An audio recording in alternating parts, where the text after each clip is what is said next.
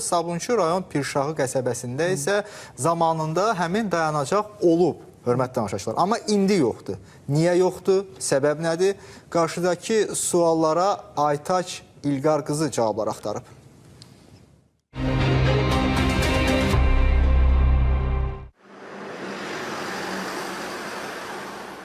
Bu dayanacaqda təxminən 2 il əvvəl baş verən faciə artıq unudulmuş kimidir. Elə dayanacağın təmir olunması da unudulana oxşuyur. Aradan uzun müddət keçməsinə baxmayaraq, nə təmir işləri aparılıb, nə də dağıntılar aradan qaldırılıb. Qırılmış daşlar, dağılmış divarlar, günü var ki, bugün hələ də buradadır.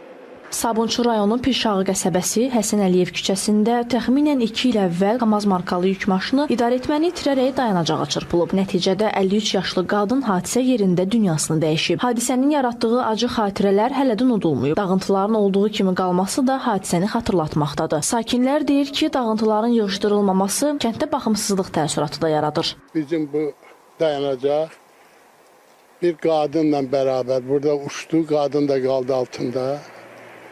Rəhmətə getdi. Ondan sonra elə bu dayanacaq bu haldadır.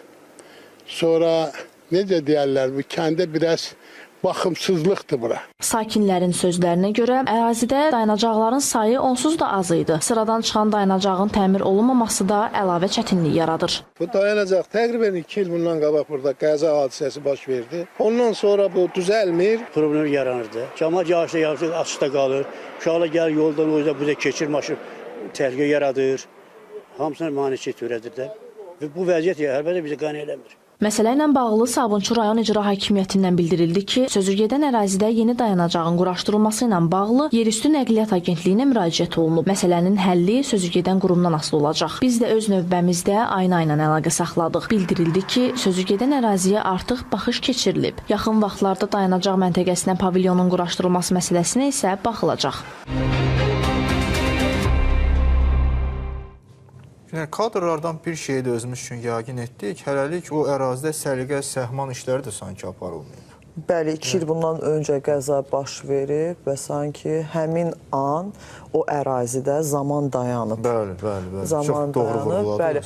Və əməkdaşımız Aytaç da qurumun məlumatında çatdırdı ki, yaxın zamanlarda məsələnin həlli ilə bağlı tədbirlər görüləcək.